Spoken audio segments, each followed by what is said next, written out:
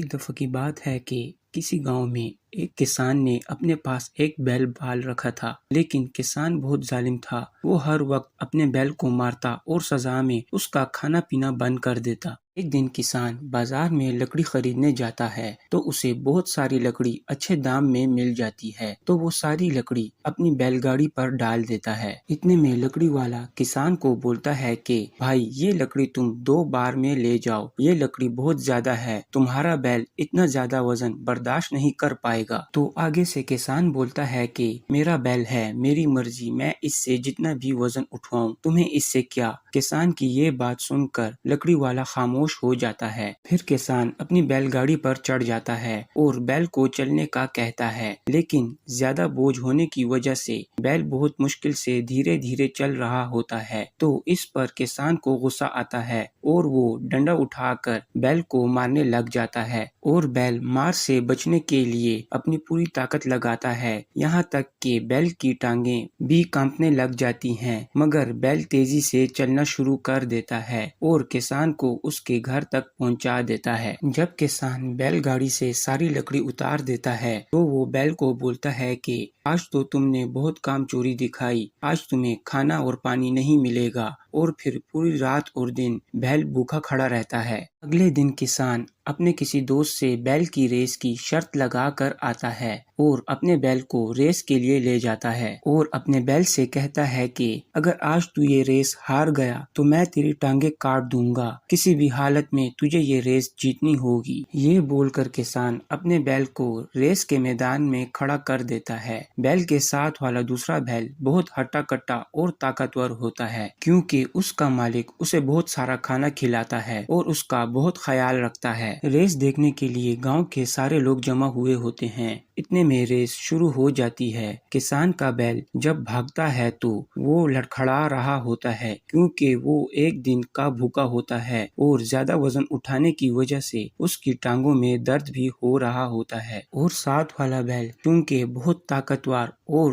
ہٹا کٹا اور صحت مند ہوتا ہے، اس لیے وہ تیز بھاگ کر اپنی ریس جیت جاتا ہے۔ اپنے بیل کے ریس ہارنے کے بعد کسان بہت غصہ ہوتا ہے، تو وہ اپنے بیل کو جیسے ہی گھر لاتا ہے تو اس سے بولتا ہے کہ ارے یہ تو نے کیا کیا، تیری وجہ سے میں شرط میں اپنے سارے پیسے ہار گیا، اور تیری وجہ سے ہم ریس ہارے اور میری پورے گاؤں میں بے عزتی ہو گئی، تجھے اتنا کھلانے کا اور پالنے کا کیا فائدہ، آج میں تجھے نہیں چھوڑوں گا۔ یہ بول کر کسان اپنے گھر سے تلوار نکالتا ہے اور اپنے بیل کی ایک ٹانگ کاٹ دیتا ہے۔ بیل کا خون نکلنا شروع ہو جاتا ہے اور بیل زمین پر گر جاتا ہے اور درد سے تڑپنے لگتا ہے، اور روتے ہوئے مالک سے بولتا ہے، ارے مالک، یہ تو نے میرے ساتھ کیا کیا؟ میں تیری ہر بات مانتا تھا، میرا ہر کام کرتا تھا، لیکن پھر بھی تو مجھے مارتا اور مجھے کھانا اور پانی بھی نہیں دیتا تھا، لیکن پھر بھی میں تیرا بوجھ اٹھاتا اور تیری ہر بات مانتا، اس کے بدلے میں تو نے میری ٹانگ کاٹ دی۔ میں تجھے بد دعا دیتا ہوں کہ آج کے بعد تو کوئی بھی اچھا دن نہیں دیکھے گا، جیسے تو نے میرے ساتھ کیا ہے ایسا ہی تیرے ساتھ بھی ہوگا۔ یہ بولنے کے بعد بیل مر جاتا ہے۔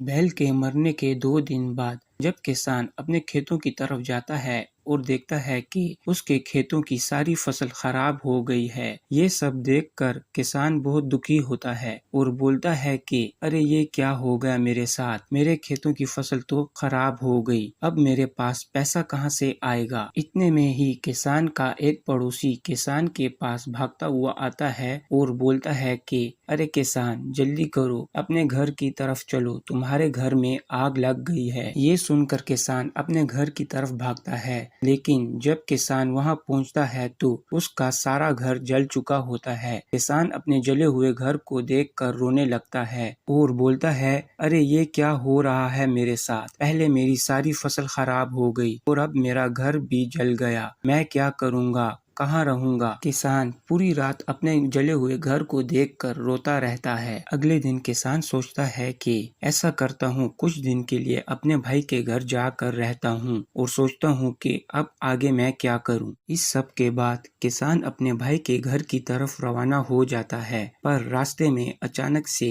ایک گاڑی کی بریک فیل ہو جاتی ہے۔ جس کی وجہ سے وہ گاڑی آ کر کسان کو ٹکر مارتی ہے اور کسان دور جا کر گرتا ہے۔ سب لوگ کسان کے آگے پیچھے اکٹھے ہو جاتے ہیں۔